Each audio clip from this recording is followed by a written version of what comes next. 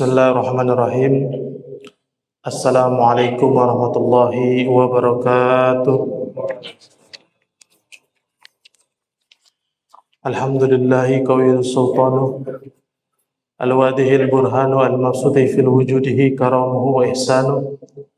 Allahumma salli ala nuril anwar wa sirril asrar wa tiryagil akhyar wa miftahil babil yasar sayyidina Muhammadin al-mukhtar wa ali adhar wa sabil akhyar adadan ni'amil wa ifdali amma ba'du.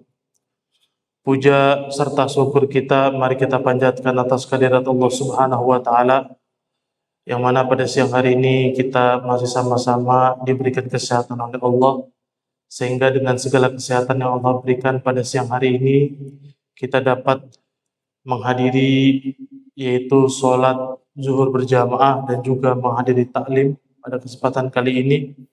Tiada lain harapan kita, mudah-mudahan senantiasa Allah memberikan keridhaan kepada kita semua. Amin ya rabbal alamin. Salawat beriring salam mari kita aturkan kepada baginda Nabi besar kita Nabi Muhammad SAW. Dan salawat ini juga kita aturkan untuk keluarganya, sahabatnya, tabi'in, tabi'in, dan juga mudah-mudahan kita semua yang ada di sini diakui sebenar-benarnya sebagai umatnya, dan kelak pada hari kiamat kita semua mendapatkan syafaatul uzma. Amin amin ya rabbal alamin. Hadirin sekalian yang dirahmati oleh Allah Subhanahu wa taala, pada kesempatan kali ini Al-Fakir seperti biasa sebulan sekali mengisi daripada kajian Sirah Nabawiyah, melanjutkan pembahasan daripada kitab Qalasah Nurul Yakin karangan daripada Syekh Umar Abdul Jabbar, di mana salah satu upaya kita supaya saat kita meninggal dunia nanti, saat kita dikumpulkan di padang mahsyar nanti, kita bisa mengenal Rasulullah dan mencintai Rasulullah, dan akhirnya kita akan dikumpulkan bersama Rasulullah nanti pada saat di padang mahsyar. Sebagaimana Rasulullah katakan, al-mar'u ma'aman ahab yaumal qiyamah. Engkau nanti akan dikumpulkan bersama dengan orang-orang yang engkau cintai nanti pada hari kiamat. Hadirin sekalian yang dirahmati oleh Allah Subhanahu wa taala, di mana pada pembahasan kali ini yaitu di saat ini kita membahas mengenai tentang ra'yuhul ghanam wa syafaratul ula ila syam. Bagaimana di bab yang selanjutnya itu kita membahas mengenai tentang saat Nabi alaihi salatu wasallam mulai mengembala kambing dan perjalanan pertama Nabi alaihi salatu wasallam ke negeri Syam. Di mana perlu hadirin sekalian ketahui, negeri Syam itu di masa Rasulullah SAW dan juga masa sebelum Nabi Muhammad itu adalah negeri yang sangat terkenal sekali. Dikatakan oleh beberapa para sejarawan sebagai jalur perdagangan internasional. Orang dari mana-mana, baik dari Persia, dari Romawi, dari Mekah, Madinah, dari Jeddah, dari Najd, dari Taif, dan lain sebagainya, ketika memiliki dagangan dan dagangannya ingin sukses, laku, besar, maka dagangannya harus dibawa ke negeri Syam. Negeri Syam itu di zaman sekarang sudah tidak ada. Menjadi beberapa negara, diantaranya ada Suriah, ada Jordania, ada Libanon, dan lain sebagainya. Di masa Nabi, negeri Syam itu begitu terkenal, dan maka Nabi alaihissalam pertama kali diajak berdagang oleh pamannya itu bukan di negara lain, tapi yaitu adalah di negeri Syam. Dalam kitab ini dijelaskan, kana sallallahu alaihi wasallam fi sigharihi yar'al ghanam li ahli Makkah al-Mukarramah bi ajratil ya'ishu minha. Di mana Nabi di masa kecilnya itu menggembala kambing milik orang-orang Makkah dengan imbalan upah yang beliau bisa hidup dengannya. Nah, pada saat itu di mana memang Nabi Muhammad itu pertama kali diasuh waktu itu memang oleh kakeknya Abdul Muthalib. Cuma memang Abdul Muthalib pada saat itu sudah sangat sepuh, sudah cukup berumur. Kalau dalam kitab Sirah Ibnu Hisham dikatakan kurang lebih umurnya 85 atau 86 tahun. Akhirnya beliau meninggal dunia hanya sempat bersama Rasulullah kurang lebih umurnya 2 tahun. Dan akhirnya hadonahnya itu pengasuhannya itu dipindahkan kepada pamannya, yaitu Abu Thalib. Ya, ayahnya daripada Ali bin Abi Thalib. Pada saat Nabi SAW berumur 8 tahun sampai beliau berumur remaja. Kemudian walamma balagatasya min umrihi safara ila Syam ma'a ammihi Abu Thalib bi tijarati walam qaruba min Busra ra'a rahibu Buhaira fa akhbara ammaha bi annahu sayakuna akhirul anbiya wa talaba minhu. Dalam kitab ini dijelaskan saat Nabi berumur 9 tahun, Nabi pertama kali berpergian ke negeri Syam bersama paman beliau yaitu Abu Thalib dengan membawa dagangannya. Dan dagangannya pada saat itu kalau di dalam kitab ini tidak spesifik dijelaskan, itu bukan berupa kambing karena pada saat itu Abu Thalib masih dalam keadaan yang begitu amat miskin, begitu amat fakir, maka beliau hanya memiliki dagangan rempah-rempah dan itu pun milik orang, dagangan orang lain yang diperdagangkan di negeri Syam. Itu mengajak Rasulullah. Singkat cerita, saat hampir sampai di kota Basrah itu adalah di daerah Irak, ya, para jamaah sekalian. Katakanlah titik dari jalur perdagangan itu, perdagangan internasional yang ada di Syam itu kurang lebih titiknya itu ada di Damaskus, ada di Suriah, para jamaah sekalian. Nah, Nabi Muhammad pada saat itu sudah berada di Basrah. Di Basrah bertemu dengan seorang rahib ataupun pendeta yang bernama Buhaira. Nah, ini kisahnya sangat terkenal sekali. Mungkin juga para jamaah sekalian mungkin juga sudah tahu kisah ini. Lalu pada saat itu akhirnya mengabarkan pendeta tersebut, rahib tersebut kepada pamannya yaitu Abu Thalib bahwasanya Nabi Muhammad ini adalah Imamul Anbiya wa Khatamun Nabiyyin, pemimpin para nabi dan juga penutup atau nabi terakhir. Nah, itu dijelaskan oleh Buhaira tadi. Nah, di dalam kitab Sirah Ibnu Hisham dijelaskan secara spesifik bahwa si Buhaira ini dari jauh, dalam cerita dikatakan sudah melihat cahaya yang begitu luar biasa yang dilihat oleh beliau, dan cahayanya itu terlihat di wajah Nabi Muhammad SAW. Dan juga dijelaskan di dalam kitab Sirah Nabawiyah Ibnu Hisham dijelaskan bahwa awan itu mengikuti daripada jejak langkah Nabi Muhammad supaya menutupi daripada terik matahari yang begitu panas menyengat daerah kota Basrah, dan itu mengikuti Nabi Muhammad sampai Nabi Muhammad dan juga pamannya itu yaitu Abu Thalib tidak kepanasan. Dari sinilah Buhaira tadi, seorang pendeta tadi sudah mengetahui inilah Nabi akhir zaman yang nabinya itu bukan berasal dari Bani Ishak, tapi dari Bani Hashimiyah atau dari keturunan Nabi Ismail alaihissalam. Seperti itu. Kemudian dikabarkan lagi oleh rahib tersebut atau pendeta tersebut, an yarji'a bihi khaufan alaihi min aduwa yatraqabuha. Dalam kitab ini dijelaskan bahwa agar pamannya membawa Nabi Muhammad SAW itu jangan melanjutkan ke negeri Syam. Karena di negeri Syam itu sudah banyak orang-orang daripada Bani Israel yang sudah menunggu dan menanti Nabi Muhammad. Bukan untuk disambut, ya, tapi untuk apa? Untuk dicelakakan, untuk diintimidasi dan lain sebagainya. Karena musuh-musuh daripada Nabi Muhammad dari golongan Bani Israel itu sudah menunggu dan menanti Nabi Muhammad. Kenapa mereka kecewa seperti itu?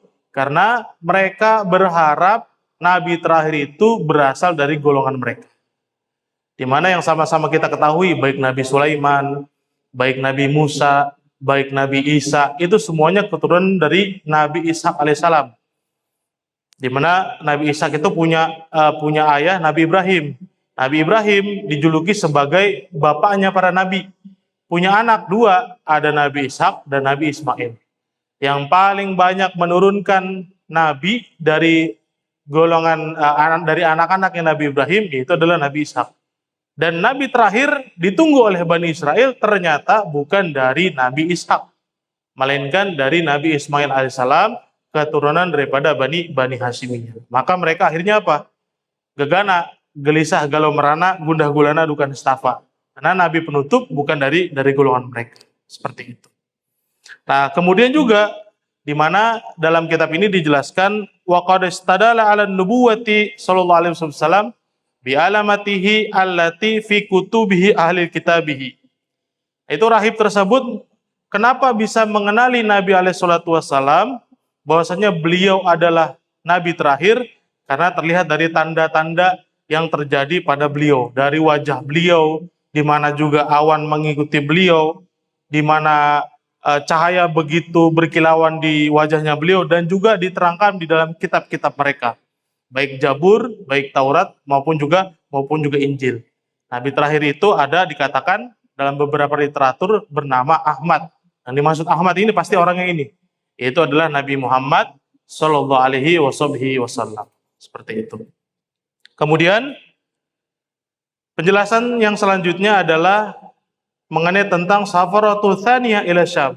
Di dalam kitab ini langsung secara ringkas menjelaskan perjalanan kedua Nabi Muhammad ke negeri Syam. Jadi Nabi Muhammad dari umur 9 tahun 10 tahun langsung lompat Nabi Muhammad umur 25 tahun. Nah, kalau lebih spesifiknya mengenai tentang Sirah Nabawiyah itu bisa dipelajari di kitab Sirah Nabawiyah Ibnu Hisham, Sirah Nabawiyah Ibnu Ishaq, dan juga Sirah Nabawiyah Syekh Saifur Rahman Al-Mubarakfuri. Di mana dalam kitab ini dijelaskan wasafaratul tsani ila Syam, perjalanan Nabi Muhammad yang kedua kalinya ke negeri Syam. Fil khamis wa ishrina min umrihi sallallahu alaihi wasallam safara ila Syam marata tsaniyah fi tijaratil Sayyidil Khadijah. Nah, ketika Nabi alaihi salatu wasallam berumur 25 tahun, Nabi Muhammad berpergian kedua kalinya ke negeri Syam, membawa dagangan daripada Sayyidah Khadijah. Lagi-lagi Nabi Muhammad membawa dagangan. Tapi alhamdulillah pada zaman sekalian, ketika yang kedua kalinya Nabi Muhammad dalam keadaan selamat. Kemungkinan orang-orang Bani Israel yang sudah menunggu Nabi Muhammad itu mungkin udah lupa barangkali begitu ya. Jadi akhirnya Nabi Muhammad berdagang di situ sampai sangat leluasa, dan dagangannya daripada Sayyidah Khadijah itu sampai habis, tidak tersisa. Dan laku besar lah kurang lebih ya Sayyidah Khadijah seperti itu. Dan inilah awal mula di mana Nabi Muhammad pertama kalinya bertemu dengan Sayyidah Khadijah, dan disitulah muncul getaran-getaran cinta. Dan akhirnya singkat cerita walhasil Nabi Muhammad dengan Sayyidah Khadijah itu bisa menikah. Bagaimana kisahnya? Secara singkat dijelaskan wa kana dzata syarifil mali nastajiru ar-rijala min maliha. Wa qad ikhtarahta li hadzal amal li annaha sami'at bi sidqihi wa amanatihi wa akhlaqihi syarifati. Khadijah adalah seorang perempuan yang begitu mulia dan juga perempuan yang begitu kaya raya. Dia memperkerjakan seorang laki-laki untuk menjalankan daripada bisnisnya, perniagaannya. Kenapa Khadijah memilih Nabi SAW untuk mempekerjakan itu? Karena Nabi Muhammad itu namanya begitu harum. Bukan hanya daripada golongan Nabi Muhammad, tapi juga begitu harum daripada golongan orang-orang yang membenci Nabi Muhammad. Apa keharumannya? Apa kedahsyatannya Nabi Muhammad? Nabi Muhammad itu dikenal sebagai orang yang jujur, orang yang memiliki sifat amanah, bahkan orang yang memiliki akhlak yang begitu mulia. Bahkan dalam beberapa literatur sejarah dikatakan, konon kabarnya baju perang, baju besinya dari orang-orang kafir Quraisy pada saat itu, ketika mereka ingin melaksanakan perjalanan ke suatu tempat, mereka menitipinya bukan ke teman-teman sesama kafir Quraisy, tapi mereka menitipinya ke Nabi Muhammad SAW. Padahal Nabi Muhammad pada saat itu adalah kompetitor mereka, musuh besar mereka, adu mubin, musuh yang nyata bagi mereka. Tapi Nabi Muhammad adalah orang yang paling terpercaya. Pada saat itu mereka akhirnya terpaksa menitipi baju perang mereka, baju besi mereka kepada Nabi Muhammad SAW. Disitulah akhirnya apa? Khadijah juga begitu yakin membawa dagangannya dia melalui perantara Nabi Muhammad dan pasti akan berhasil seperti itu. Kemudian wa kana ma'ahu sallallahu alaihi wasallam khadimuha Maisarah wa qaba'a wa taba'a wa raja'a birihil azim. Di situ Nabi Muhammad ternyata tidak sendirian membawa dagangan daripada Sayyidah Khadijah. Nabi Muhammad ditemani oleh tangan kanannya Sayyidah Khadijah yang bernama Maisarah. Dan Maisarah ini perlu jamaah ketahui adalah orang ataupun cikal bakal yang akan menjadi macomblangnya Nabi Muhammad dengan Sayyidah Khadijah. Macomblang itu istilahnya apa ya? Perantara antara pasangan satu dengan dengan laki-laki atau dengan perempuan sampai dia menikah, seperti itu. Nah, keduanya bekerja sama dalam penjualan, dalam promosi, dan sekembali dengan membawa keuntungan dan laba yang begitu besar. Dagangan daripada Sayyidah Khadijah itu sampai habis, luar biasa. Nah, terakhir karena waktu kita sangat singkat, ila sammarata thaniyah wa umruhu khamsah wa 20 sana fi tijarat li Sayyidah Khadijah wa hiya sayyidu dzatal ghani wa syarif kana ma'ahu ghulamahul Maisarah. Ke negeri Syam yang kedua kalinya Nabi Muhammad di saat itu beliau berumur 25 tahun. Membawa dagangan Sayyidah Khadijah, yaitu seorang majikan perempuan yang mempunyai kekayaan, kemuliaan. Orang yang bersama Nabi pada saat itu pelayannya adalah bernama Sayyidah Khadijah. Nah, kemudian ba'da ruju'i bisyuhrin min as-safaratus saniyah tajawad bi Sayyidah Khadijah wa hiya allati khatabatuha. Sesudah 2 bulan Nabi Muhammad kembali membawa sisa dagangan ataupun keuntungan daripada yang dimiliki oleh Nabi ketika dagang di Syam.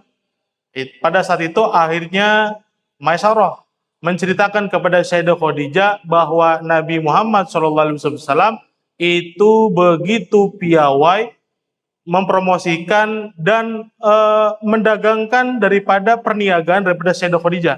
Dan Sayyidah Khadijah memiliki untung yang begitu besar. Di situ akhirnya muncullah getaran-getaran cinta, rasa kasih sayang Sayyidah Khadijah kepada Nabi Muhammad.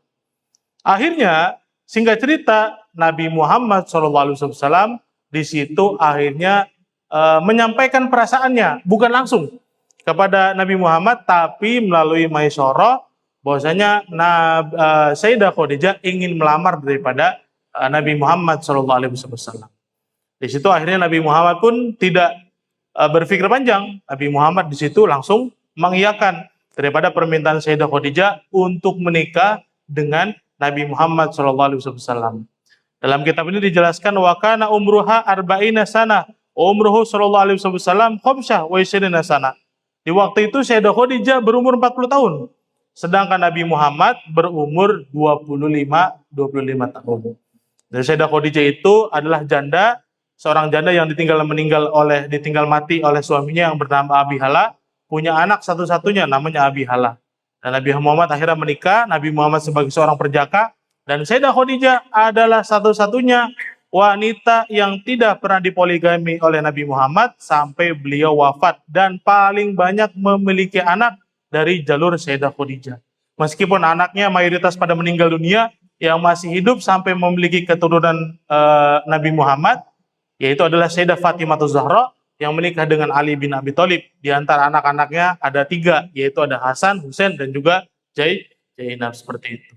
Karena waktu saya sudah habis, mudah-mudahan nanti bisa kita lanjutkan mengenai tentang bagaimana perjalanan cinta Nabi Muhammad sampai memiliki anak yang banyak dan juga menikah dengan istri-istri yang lain, sampai juga Nabi Muhammad melakukan peletakan Hajar Aswad di Masjidil Haram di Ka'bah, seperti itu. Wallahu a'lam bishawab. Subhanakallahumma wa bihamdika asyhadu an la ilaha illa anta astaghfiruka wa atubu ilaik. Assalamualaikum warahmatullahi wabarakatuh.